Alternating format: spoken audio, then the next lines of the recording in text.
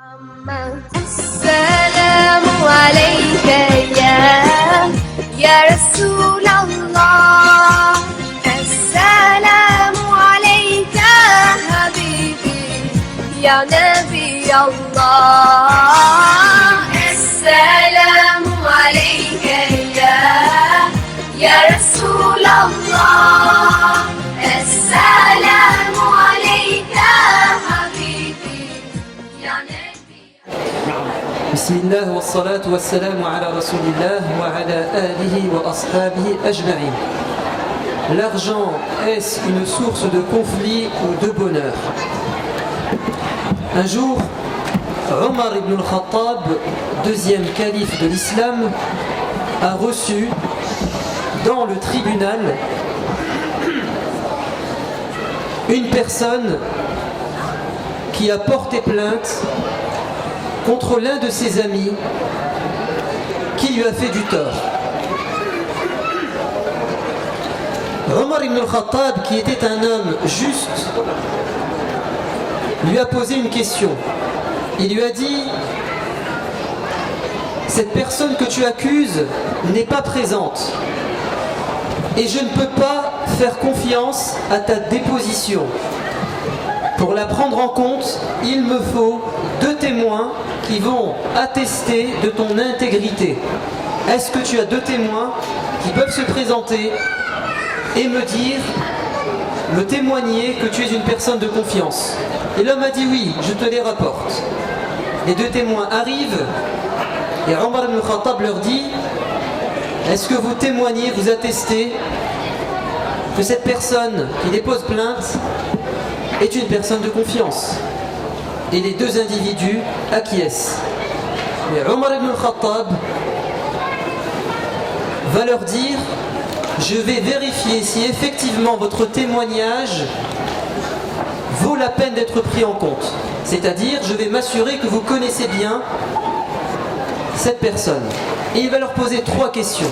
La première: est-ce que vous avez déjà voyagé en sa compagnie? Car le voyage révèle le fort intérieur des gens. Et les 2 individus disent non, on n'a pas eu cette occasion. Il leur dit: alors peut-être que vous le connaissez car vous êtes ses voisins, car le voisin connaît la vie privée et la vie publique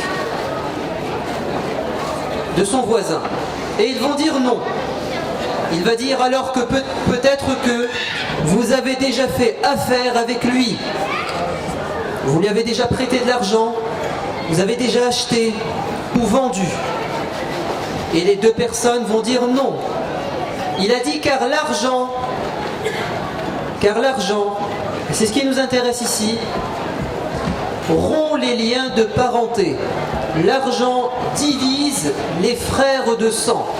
Il crée des conflits au sein des familles, entre les frères de sang, entre l'époux et l'épouse, entre les parents et les enfants. Et les 2 individus répondent par la négative. Ils n'ont pas voyagé avec, ils ne sont pas ses voisins, et ils n'ont pas fait d'affaires avec lui. Et il va dire: allez-vous-en, ramène-moi d'autres témoins, car ces gens ne te connaissent pas véritablement. Omar ibn Khattab a dit vrai.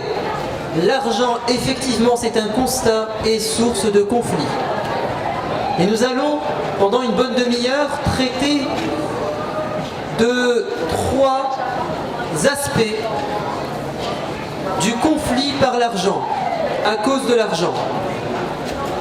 Le commerce, les dettes, les prêts, les emprunts et l'héritage. Mais avant, une anecdote, un problème qui m'a été soumis il y a à peine 2 semaines et qui conforte la parole de Omar ibn al-Khattab. C'est un fils qui vient me voir et qui me dit: je suis venu pour un avis religieux.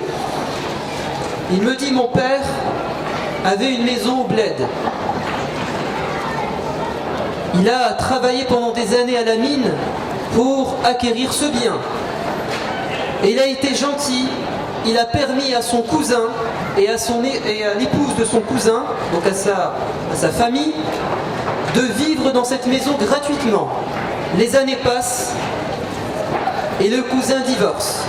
Il refait sa vie, la maison est entre les mains de l'ex-épouse du cousin. Et le père, propriétaire de la maison, réclame son bien. Mais voilà que la femme dit « c'est ma maison, c'est mon ex-mari qui me l'a laissée ». Et le père a beau expliquer à cette femme qu'il ne l'avait que prêtée, rien à faire. Il est devant un fait accompli, la maison est entre les mains de cette dame. Alors il va entamer des procédures judiciaires au bled et il avait les papiers et elle va être expulsée. Le pire, c'est que le cousin en question va récupérer les clés de la maison et il refuse de rendre les clés de la maison à son cousin qui lui a donné ce privilège. Et là commence le conflit. Et le père, qui est très vieux, en France, dit à son fils « Oh mon fils, cette maison, je te la donne. Récupère-la et elle est à toi. » Le fils délaisse son travail en France, il va au bled et il rentre en conflit avec sa famille pour récupérer son bien, son rizq, sa subsistance. Et sous la menace, il réussit à avoir les clés. Et il récupère la maison. Le pire dans l'histoire, ce n'est pas ce qu'on vient de dire, quoique c'est déjà grave, mais c'est que le fils revient en France fier avec les clés de la maison et il estime la maison et il trouve un acheteur potentiel en France et quand il dit à son père « Voilà, la maison va se vendre à autant », le père dit à son fils « Mais qui t'a dit de la vendre? C'est ma maison, donne-moi les clés et va-t'en ». Et le fils me dit « J'ai délaissé mon travail, j'ai sacrifié une partie de ma vie, j'ai pris des risques. J'aurais pu entrer en conflit physique avec la famille et voilà que mon père, je découvre qu'il m'a menti.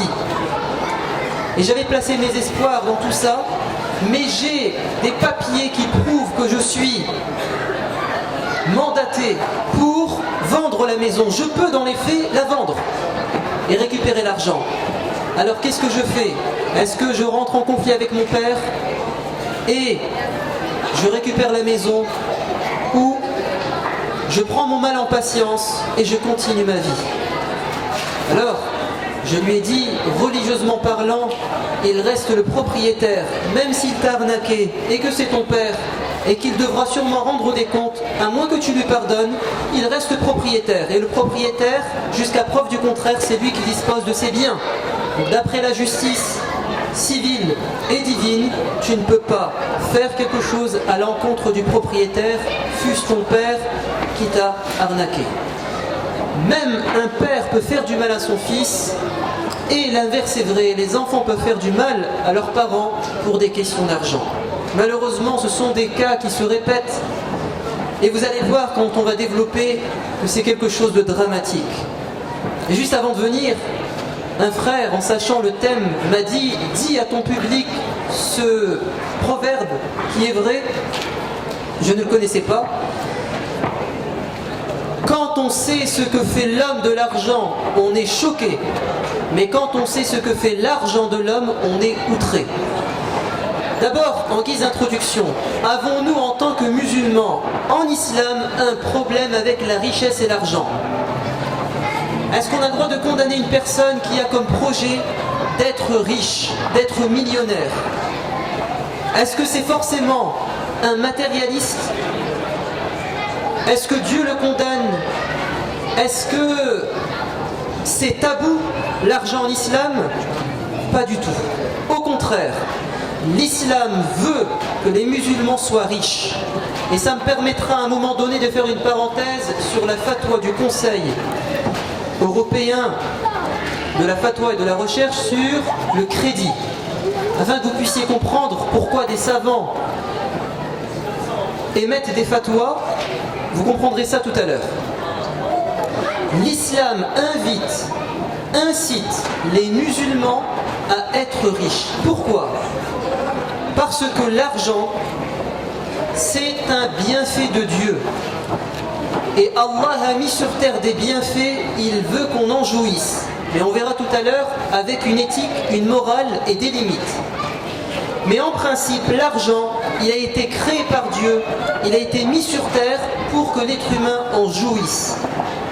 قُلْ مَنْ حَرَّمَ زِينَةَ اللَّهِ الَّتِي dit qui s'est permis d'interdire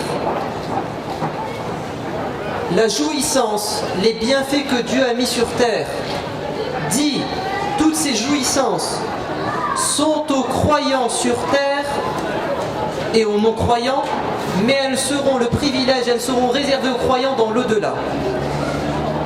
Et surtout, remarquez qu'à chaque fois que Dieu, pratiquement toujours, Dieu nous incite à faire la prière et il nous demande de donner la zakat. Et qui donne la zakat en islam? Le riche. Comme si Dieu nous disait, faites la prière et soyez riches pour venir en aide aux pauvres.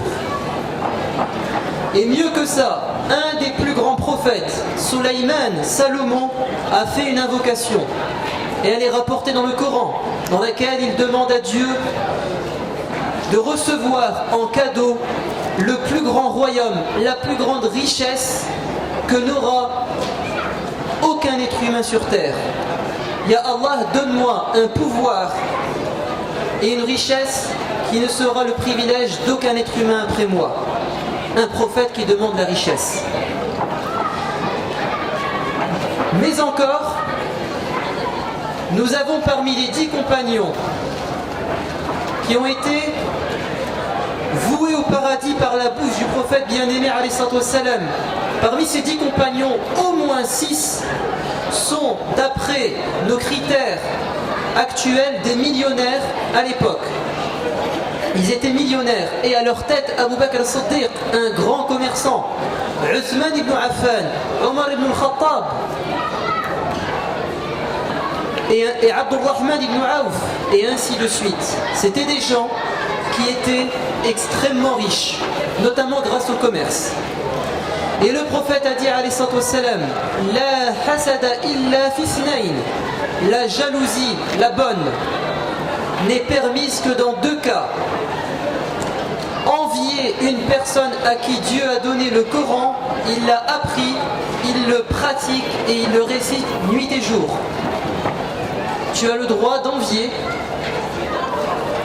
une personne qui pratique sa religion et qui a appris le Coran par cœur.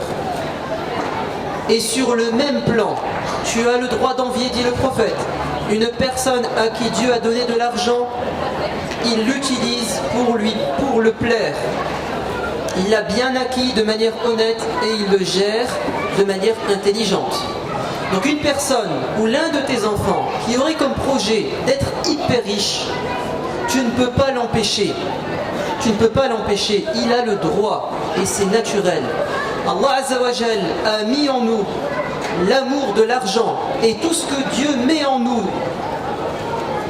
ce qu'il crée en nous, c'est une chose qui est bonne, car Dieu est sage, il ne fait que le bien.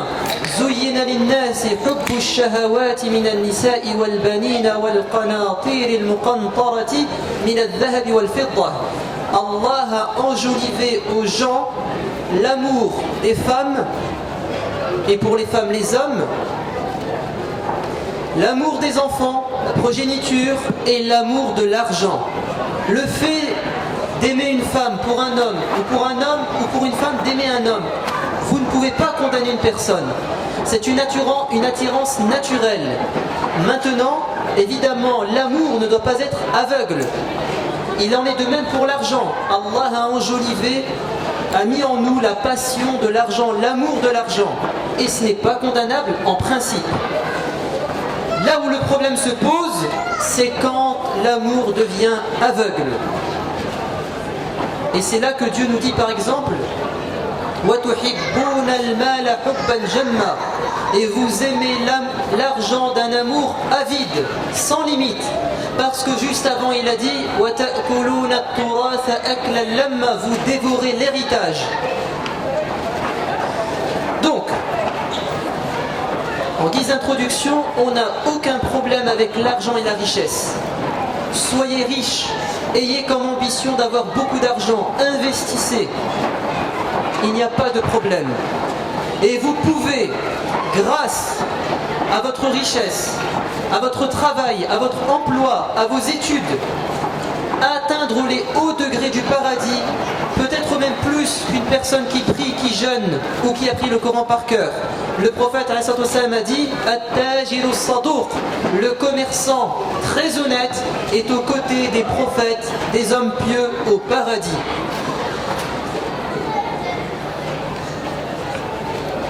Maintenant, l'argent devient problématique quand il crée des conflits ou quand il est acquis de manière illicite et malhonnête. Commençons par les problèmes liés à l'argent dans le commerce.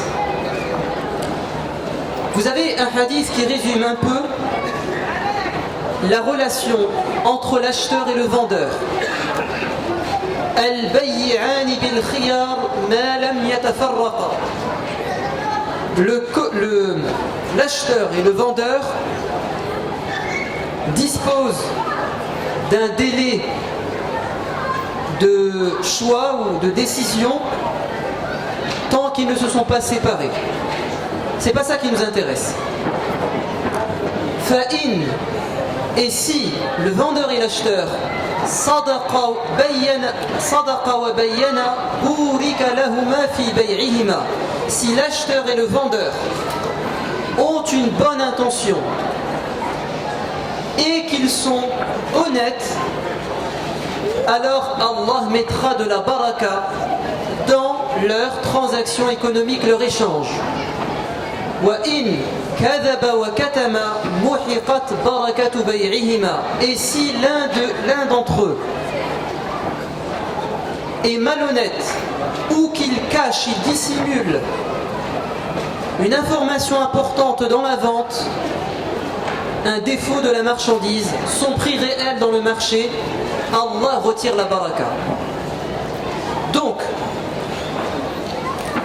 le nœud du problème dans les relations économiques, c'est d'abord l'arnaque, la malhonnêteté du commerçant, du vendeur ou de l'acheteur. Chacun veut arnaquer l'autre et on développe des stratégies de marketing pour manipuler les consommateurs, pour manipuler les acheteurs, et on arnaque les fournisseurs, et ainsi de suite, tout ça parce que l'amour aveugle. Et on vole, et on vole. Ça c'est vrai dans le commerce, mais aussi même dans le travail. Par exemple, beaucoup d'employeurs ou de patrons vous le diront, ou de propriétaires. Leurs employés essaient à tout prix de les arnaquer. L'inverse est vrai. Mais on va s'intéresser d'abord à l'employé qui arnaque son employeur. Et je vais vous illustrer ça par l'un des plus grands commerçants, l'un des plus grands savants commerçants de l'histoire de l'islam, Abu Hanifa. Abu Hanifa, un très grand commerçant, millionnaire, et en même temps un très grand savant. Abu Hanifa a reçu un jour un homme qui est venu se plaindre. Il lui a dit « Oh maître, je reçois en termes de salaire 5 dinars ou 5 dirhams. Et cela ne me suffit pas, je n'arrive pas à terminer mes fins de mois. Donne-moi une solution. » Abu Hanifa lui dit « À la fin du mois prochain, quand tu recevras ton salaire, tu rendras ton employeur 1 dirham. » L'homme étonné lui dit « Mais je pense que tu n'as pas compris, les 5 dirhams sont insuffisants. » Et il lui dit « Fais ce que je te dis, écoute mon bon conseil. » L'homme obtempère, à la fin du mois, il rend 1 dirham. À la fin du mois suivant, il revient chez Abu Hanifa et il lui dit « Oh Abu Hanifa, je te l'avais dit, 5 dirhams ne me suffisent pas et j'ai été encore en plus grande difficulté durant ce mois-ci. Les 4 dirhams ont empiré la situation. Il lui a dit donc, quand tu recevras ton prochain salaire, tu rends 2 dirhams. L'homme hébété, étonné, fait confiance au maître et il rend 2 dirhams. Et à la fin du mois suivant, il revient, mais cette fois-ci avec un grand sourire. Et il lui dit, dis-moi s'il te plaît, quel est le secret dans ton conseil? Je n'ai jamais mieux vécu que durant ce mois-ci, j'ai encore des économies. Et il va lui dire, car en fait, tu ne méritais que 3 dirhams, car ton patron te donnait 5 dirhams, par exemple, pour 10 heures de travail, mais tu ne travaillais que 6 heures, et pendant 4 heures, tu t'amusais ou tu dormais, quand il n'était pas là. Ou alors, bref, en tout cas, tu as arnaqué ton employeur. Et Allah n'a pas mis de baraka dans ton argent, car tu ne le méritais pas justement. Et Abu Hanifa lui-même, qu'est-ce qu'il faisait? Un jour, il a reçu une vieille dame qui est venue lui vendre une étoffe de soie. Et elle n'était pas au fait des prix du marché. Elle lui a dit, je te vends, donne-moi ton prix. Abu Hanifa va lui dire non, propose et je te donnerai ce que tu veux. Elle a dit, je veux 100 dirhams. Il lui a dit non, 100 dirhams non. Elle me dit, tu veux combien? Il lui a dit 150 dirhams. Elle lui a dit, tu veux me donner plus, 150 dirhams? Oui. Elle lui a dit, mais évidemment, tiens, donne-moi 150 dirhams. Il lui a dit non, pas 150 dirhams. Alors combien? 200 dirhams. Et la femme a un doute. Elle lui dit, tu te moques de moi? Il lui dit non, je te donne 250 dirhams. Et là, elle n'y croit pas. Et il lui dit, attends. Et il va ramener son concurrent et il va lui dire, dis à cette femme combien vaut cette étoffe de soie dans le marché. Et il va lui dire, ça vaut 250 dirhams. Donc il a vendu à cette dame, non pas pour gagner, certes il a sûrement gagné, il gagnera, mais surtout pour la faire gagner. Et il n'a pas profité de son ignorance pour abuser d'elle. Et un homme à l'époque du prophète se faisait arnaquer parce qu'il ne connaissait pas les prix du marché. Et le prophète lui a dit, tu dis à chaque commerçant la khilaba. Tu dis à chaque commerçant, quand il te vend quelque chose, tu ne dois pas me trahir et m'arnaquer.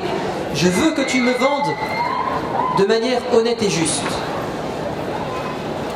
Et Al-Mawdoudi, ce grand savant indien du siècle dernier, ce grand réformateur, a écrit dans ses mémoires que dans les années 40, quand il a accompli le Hajj et qu'il était à la Mecque, qu'est-ce qu'il a vu? Il a vu un commerçant à 11h du matin dire aux clients qui entraient dans son commerce, ne venez pas chez moi, mais allez dans la boutique d'en face, car lui vient d'ouvrir alors que moi j'ai déjà ouvert depuis 8 heures. Il pensait à son concurrent. Aujourd'hui, c'est plus le cas. J'y étais durant les vacances de février à la Mecque, c'est l'inverse même. Allez acheter des dates de l'eau de Zamzam et vous allez voir les arnaques. Donc, le gros problème dans le commerce, c'est qu'on n'a pas peur de Dieu et on vole. Et le problème du voleur, c'est qu'il a un problème de aqida, de foi. S'il avait une foi authentique, il ne volerait pas, il n'arnaquerait pas. Pourquoi? Parce que tout est rattaché à une question, c'est celle du rizq, de la subsistance. Celui qui est convaincu que quand il est à l'état de conception dans le ventre de sa maman, quand il était à l'état d'embryon, Allah a envoyé le 40e jour, le 120e jour, un ange, l'ange des matrices, et il lui a dit d'écrire 4 choses. Parmi ces 4 choses, sa subsistance, ce qu'il gagnera dans sa vie, ou ce qu'il aura comme enfant, ou comme bien. Autrement dit, le voleur, quand il prend 100 € de plus, de manière malhonnête, ces 100 €, il devait le recevoir, c'était son rizq. Mais qu'est-ce qu'il a fait finalement? il n'a pas trompé le destin. Allah devait lui donner 100 euros durant cette journée. Mais c'est lui qui a décidé de la manière dont il allait les acquérir. Ils allaient lui arriver. Mais lui, il a choisi de les avoir de manière malhonnête. S'il avait patienté, il les aurait acquis de manière honnête. Donc le voleur ne prend rien de plus que ce qui lui était prédestiné. Il a juste choisi la mauvaise voie. Et parfois, vous savez ce que fait Dieu? Il donne au voleur ce qu'il a volé. Il le laisse. Mais il va lui retirer autre chose. Car l'argent est un moyen pour être heureux. Et quand le voleur prend 100 euros, c'est parce qu'il espère que ces 100 euros vont le rendre heureux ou plus riche. Allah va lui laisser les 100 euros, mais il ne sera pas heureux avec eux. Il va s'enrichir, il aura des millions, certes, mais il n'aura pas ses rêves. Il sera malheureux. Il n'y aura pas de baraka. C'est comme ça qu'on le dit. Pire, Allah va lui donner ses 100 euros, mais il va les lui retirer d'une autre manière. Il va tomber malade, son magasin va prendre feu, il va se payer une amende, un redressement fiscal, et tout ce qu'il avait pris de manière malhonnête, il va le perdre. Donc le voleur a un problème de aqida, et c'est pour ça que le prophète nous dit alayhi salatu wassalam, dans le hadith authentique, le fornicateur, quand il fornique, n'a pas la foi. Et celui qui boit l'alcool, quand il boit l'alcool, n'a pas la foi. Et celui qui vole, quand il vole, n'a pas la foi. Ça ne signifie pas qu'il est mécréant. Ça signifie que la foi s'est retirée. Et le hadith dit à la fin, et s'il se repent, la foi revient. Au moment où on commet un péché, la foi part, c'est-à-dire qu'on n'a plus conscience que Dieu nous voit. Quand le voleur vole, Dieu n'est plus à ses côtés. Il a oublié que les anges inscrivaient ce qu'il faisait, que cela était enregistré et qu'il devra rendre des comptes. Donc le problème de fond, c'est un problème de foi. Une dernière histoire sur le commerce, ou pour ne pas s'attarder sur le commerce, parfois on est malhonnête, vous savez comment? On trouve quelque chose de perdu, quelque chose qui a été malencontreusement abandonné, qui est tombé de la poche de quelqu'un, qui a été oublié. Et ça peut nous arriver ici dans Bourget. Un portefeuille, un bijou, une montre, un portable.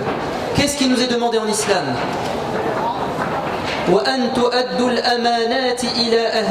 C'est de rendre al-amana, le dépôt qui t'a été confié ou que tu as trouvé. Tu dois le rendre à son propriétaire. Tu dois le rendre à son propriétaire. Tu dois mener une enquête ou le confier à une institution ou à un stand qui va lancer une recherche. Donc ça va être publié dans le journal et ainsi de suite. Quand la chose est d'une grande valeur. Et si c'est un petit billet, et c'est pas sur les billets, il n'y a pas notre nom qui est inscrit, et on pense qu'on ne trouvera pas le propriétaire car il est parti, c'était dans un aéroport, et ainsi de suite, le mieux c'est de donner cette chose en sadaqa, mais vous avez le droit de la garder pour vous. Mais si vous avez un indicateur, un indice qui vous permet de retrouver ou d'arriver chez le propriétaire, vous devez le faire en islam. Thabit ibn Nu'man marchait dans la rue. Quand il a trouvé une pomme, il l'a prise et il a croqué dedans. Et sa conscience religieuse l'a rattrapé. Il a dit, mais cette pomme est tombée d'un arbre qui est dans un jardin qui ne m'appartient pas. Je vais m'excuser auprès du propriétaire. Il frappe à la porte, le propriétaire l'accueille et il lui dit, je veux que tu me pardonnes car j'ai mangé un fruit qui ne m'appartient pas. Et le propriétaire va dire, non, je refuse de t'excuser. S'il te plaît, je ne veux pas rendre des comptes à Dieu. Il lui dit, il n'y a qu'une chose qui peut te faire pardonner, c'est que tu te maries avec ma fille. Le jeune célibataire accepte volontiers, bien sûr. non seulement ça me permet de me faire pardonner, mais en plus il me fait un cadeau. Mais attention, lui dit l'homme, ma fille est sourde, muette et aveugle. Il hésite, mais il finit par accepter. C'est une vraie histoire. C'est pas un conte de fées. Et quand il va à la rencontre de son épouse, il rentre dans la chambre et comme un bon musulman, il dit Assalamu alaykum, que la paix soit sur toi ou sur vous. Et voilà que la jeune femme tourne son regard vers lui, l'entend et lui répond alaykum salam. Et là il va lui dire, mais ton père m'aurait donc menti? Tu es sourd, tu étais censé être sourd, muette et aveugle. Et il va lui dire, mon père a dit vrai. Je suis sourde car je ne prête pas l'oreille aux choses mauvaises. Je suis aveugle car je ne porte pas mon regard sur les choses interdites. Et je suis muette car je ne dis pas ce qui déplaît à Dieu et aux gens.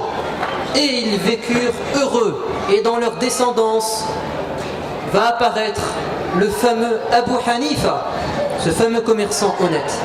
Très bien. On doit être honnête dans le commerce. On doit être digne de confiance dans ce qui nous est confié ou dans ce qu'on trouve. Passons maintenant au prêt. Et c'est l'une des sources majeures des conflits entre les gens. Je prête de l'argent et la personne refuse de me rendre. Mais il y a deux types d'erreurs dans le prêt. Une erreur qui concerne le créancier, celui qui prête, et l'emprunteur, le débiteur. Celui qui prête l'argent, le créancier, le prêteur, il doit prêter sans exiger de la part de son débiteur un surplus, c'est-à-dire un intérêt. En islam, la philosophie du prêt est désintéressée. Je prête sans demander un surplus, à moins que cela soit justifié par des dépenses, etc. Parce qu'en islam, le prêt est un service que l'on rend. On attend la récompense de Dieu. Premier point. Deuxième point. Je ne dois pas, en tant que créancier, être pris de jalousie. Parce que quand je prête 1000 € à un ami et que en 6 mois, grâce à mon argent, il s'est fait 10 000 €, je pourrais très bien, par l'effet du diable, le jalouser, l'envier et de dire il s'est fait de l'argent sur mon dos, il doit partager avec moi. Troisièmement, quand on prête, on ne doit pas prêter, donc pas de retour matériel ou d'exiger un service en échange de l'argent prêté. Je m'explique. Il y a des gens qui prêtent de l'argent et ensuite, comme ils vous ont rendu service, ils ne cesseront par la suite, comme vous leur êtes redevable, de vous demander des services. Et quand ils vous demanderont des services, ils vont diront hey, je t'ai prêté, je t'ai aidé, maintenant tu me donnes. Ça annule la sadaqa que vous avez fait, parce que le prêt est une forme de sadaqa. Et Allah a dit dans la vache, la sourate la vache, Ya ayyuhalladhina amanu, la tubtilu sadaqatikum bil manni wal adha. Vous ne devez pas annuler vos sadaqat, et le prêt est une sadaqa, par deux choses: faire du mal à la personne et al-man, c'est-à-dire lui rappeler sans cesse qu'elle vous est redevable. Maintenant, du côté de l'emprunteur, du débiteur, de l'endetté, quand il emprunte l'argent, il doit avoir une bonne intention, celle de tout faire pour rendre l'argent. Car le prophète a dit, celui qui emprunte de l'argent avec la ferme résolution de le rendre, il rendra l'argent, et s'il n'est pas capable, Allah rendra à sa place l'argent prêté. C'est-à-dire qu'il l'aidera. Et celui qui emprunte de l'argent dans l'intention de le consommer, de ne pas le rendre, Allah va lui faire connaître un échec et il courra à sa perte. Il y a des gens qui empruntent dans l'objectif d'arnaquer la personne. Parfois, quand on emprunte de l'argent, on est bien intentionné. Je vais rendre. Mais il se peut qu'on soit en difficulté. Et quand on est en difficulté, vous savez ce qui se passe. L'échéance arrive. 6 mois sont passés, je dois rendre les 5000 €. Je n'ai pas l'argent. Qu'est-ce qui se passe ici? La personne, par la bonté de son créancier, réussit à avoir un prolongement. Mais vous savez ce qu'elle fait? Au lieu de se serrer la ceinture, elle va continuer à avoir un niveau de vie normal. Et elle va finalement utiliser l'argent de celui qui lui a prêté pour passer des vacances, pour s'acheter des choses qui sont superflues. Et ça, c'est une forme de vol. Parce que la personne t'a prêté de l'argent, l'échéance est arrivée, tu es endetté. Tout l'argent en plus qui te vient, c'est son argent, ce n'est pas le tien. Et c'est pour ça que vous ne pouvez pas faire une umrah ou un hajj si vous êtes endetté et que l'échéance est arrivée. Parce que ce n'est plus votre argent, c'est le sien. Et ça crée des conflits et des rancœurs. Mais également, si vous êtes en difficulté et que vous demandez un allègement de la dette ou de repousser l'échéance, la personne est dans l'obligation religieuse d'être souple avec vous.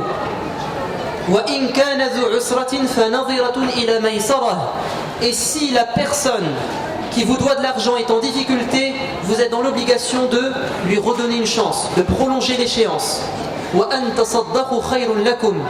Mais effacer la dette est bien meilleur si seulement vous le saviez. Une histoire rapportée par le prophète de manière authentique, rapportée par le Bukhari, qui s'est passée avant l'islam. Rapidement, c'est une personne qui va voir un homme riche et qui lui dit « Prête-moi 1000 dinars ». L'homme lui dit « Oui, mais à condition de ramener des témoins ». Vous savez ce que dit le pauvre? Il dit « Mais Dieu suffit comme témoin ». Et qu'est-ce que répond le riche? Il lui dit « Tu as raison. Allah nous voit, Dieu suffit comme témoin ». Il lui dit « Mais par contre, donc je te fais confiance, certes, mais je veux un garant. Parce que tu peux être quelqu'un de confiance, mais les vicissitudes de la vie font que tu n'auras pas l'argent après 6 mois. Donc je veux quelqu'un qui rembourse à ta place, un garant. » Et l'homme de répondre « Dieu est mon garant ». Il lui dit « Tu as raison. Allah est notre garant ». Il prend les 1000 dinars et il traverse la mer pour aller faire du commerce dans un autre pays. Et il se donne un terme. Quelques jours avant que le terme échoua, l'endetté cherche un bateau pour revenir. Mais il n'y a pas de bateau. Et il sait très bien qu'il va se retarder. Qu'est-ce qu'il va faire, dit le prophète? Il va prendre une bûche, un rondin de bois, il va le creuser et il va rentrer dedans la somme de 1000 dinars, accompagnée d'une lettre qu'il adresse à son créancier. Il bouche de manière hermétique le bois et il dit « Ya Allah, je t'ai pris comme témoin et comme garant, facilite l'arrivée de ce rondin chez cet homme. » Et il le jette dans l'eau. Il n'est pas parti dormir sur ses 2 oreilles. Il a tout fait. De l'autre côté de la mer, le créancier attend, mais rien au large, pas de bateau. Il perd espoir et sur le chemin du retour vers la maison, il trouve sur la plage un rondin de bois. « Tiens, se dit-il, ça me servira pour ma cheminée. » Il le prend et quand il va fendre en deux le rondin de bois, la bourse se déverse sur le sol. Il prend la lettre et il comprend ce qui s'est passé. Quelques jours plus tard, son débiteur arrive avec une bourse de 1000 dinars. « Tiens, dit-il, excuse-moi, je me suis retardé. » Le créancier lui dit « Mais tu ne m'aurais pas déjà rendu l'argent ?» Le pauvre lui dit « Mais je t'ai dit qu'il n'y avait pas de bateau, je viens d'arriver. » Et là, le riche lui dit « Va avec ton argent, Allah a rendu à ta place. » Abu Huraira, le rapporteur, dit « Nous nous disputions entre les compagnons qui parmi ces 2 personnes était le plus honnête. Est-ce que c'est celui qui a prêté ou celui qui a emprunté? Et effectivement, on ne sait pas. Car celui qui a prêté, il a pris des risques, 1000 dinars, sans prendre de garant ni de témoin si ce n'est Dieu, donc il était pieux. Et quand il a eu les 1000 dinars, il aurait pu les garder pour lui. Et quand il a vu que son débiteur a ramené 1000 autres dinars, c'est qu'il s'est fait de l'argent sur son dos. Il aurait pu dire qu'il me les donne, par jalousie. Quant à l'endetté, il était quelqu'un de confiance et d'honnête, puisqu'il a tout fait pour envoyer l'argent jusqu'à même jeter l'argent à la mer. Donc c'est ainsi que l'on doit être des gens honnêtes quand on prête et quand on emprunte. Et attention les frères, ne mélangez pas les sentiments et la religion. Quand vous prêtez, même à votre père, même à votre frère, en islam, vous êtes conviés à écrire cette dette sur un papier. Pourquoi? Pas parce que vous doutez de la personne, non, mais parce que il se peut que la personne décède. Et si vous avez confiance en elle, qui vous dit que ses enfants ne vont pas prendre l'héritage et jamais ne vous rendra votre argent? On ne sait pas. Si la personne disparaît, et ainsi de suite. En islam, on a ce principe de la précaution et de mettre par écrit tous les contrats, que ce soit les contrats économiques ou les contrats de mariage. Même les contrats de mariage en islam, il nous est demandé de les mettre par écrit, c'est-à-dire le mariage civil, le passage à la mairie. Je termine, il reste 3 minutes, par l'héritage. L'héritage est également une source de conflit. Allah l'a dit dans Surat Al-Fajr, l'aube. Et vous mangez l'héritage avec avidité. Et il y a des problèmes à n'en plus finir entre parents et enfants, ou entre les membres d'une même fratrie, parce que on aime l'argent. Mais Dieu avait tout réglé. Quand, dans son livre béni, il a déterminé les ayants droit, les héritiers et leur part, et si Dieu l'a fait dans le Coran de manière claire, c'est parce qu'il sait que si c'était à nous de le faire, on s'entretuerait pour l'héritage. Mais Dieu a dit, c'est moi qui en déciderai. Et je déciderai que l'homme a autant, que la femme a autant, que la mère a autant, que le père a autant, dans telle situation, dans tel cas de figure, pour qu'il n'y ait pas de conflit. Mais, nous sommes dans un état laïque et l'héritage n'est pas conforme peut-être à nos principes. Alors qu'est-ce qu'il faut faire? Soit on le fait par testament, et apparemment, de ce qu'on m'a dit, à vérifier, les testaments sont respectés. Le partage fait par le propriétaire est respecté. Ou alors une SCI, une société civile immobilière, et on peut déjà se partager les parts. Ou alors le partage est fait par la loi, et ensuite nous de notre côté on se refait un partage entre familles. Mais qui va faire ça? Celui qui a la foi. Celui qui a la foi. Alors une fois que tu as l'argent, il est difficile de le donner. Je termine par cette histoire, et ça sera la conclusion. Une histoire magnifique, qui s'est aussi passée avant l'islam. C'est un homme, dit le prophète, hadith rapporté par le Bukhari, qui achète une maison. Il rentre dans la maison, il fait des travaux. Et en faisant des travaux et en creusant dans le jardin, il trouve un trésor. Je pense que si on trouvait un trésor dans notre jardin, on serait heureux, on ferait la fête.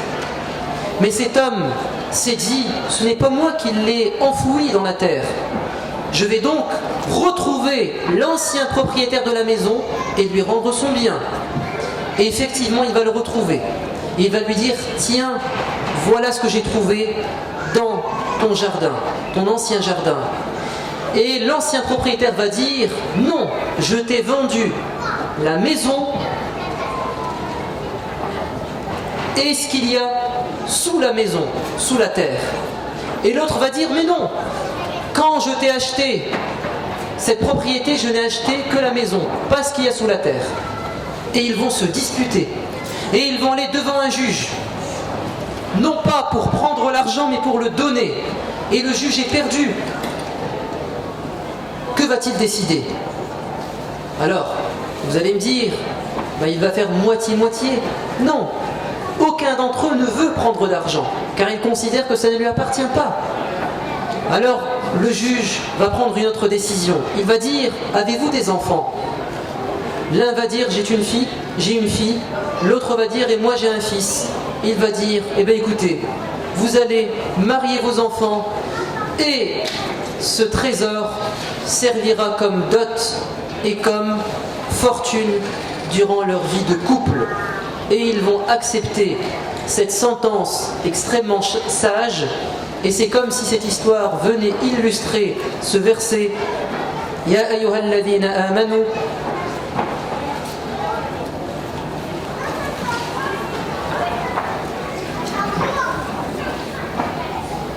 Le verset dit وَإِذَا حَكَمْتُمْ بَيْنَ النَّاسِ أَن تَحْكُمُوا بِالْعَدْلِ.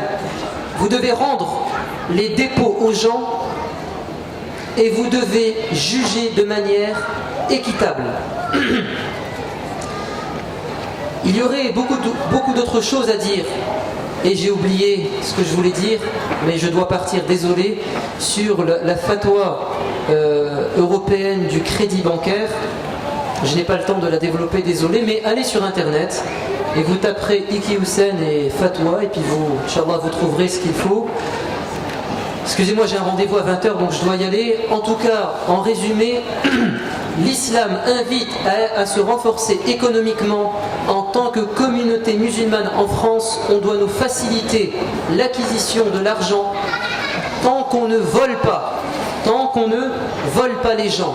Tant qu'on ne vole pas les gens, il faut s'enrichir car l'argent est le nerf de la guerre et il y a énormément de personnes qui ont des projets, notamment d'écoles, notamment de centres culturels ou de centres de vacances et une seule chose les bloque, c'est l'argent. Et il est grand temps de faciliter l'acquisition de l'argent à la communauté musulmane en France pour qu'elle puisse se renforcer. Et comme l'a dit le prophète, le croyant fort est meilleur et plus aimé de Dieu que le croyant faible. Subhana rabbika rabbil izzati amma yasifun wa salamun ala al-mursalin walhamdulillahi rabbil alamin wassalamu alaykum wa rahmatullah. Assalamu alayka ya Rasulallah. Assalamu alayka habibi ya Nabi Allah. Assalamu alayka ya Rasulallah. Assalamu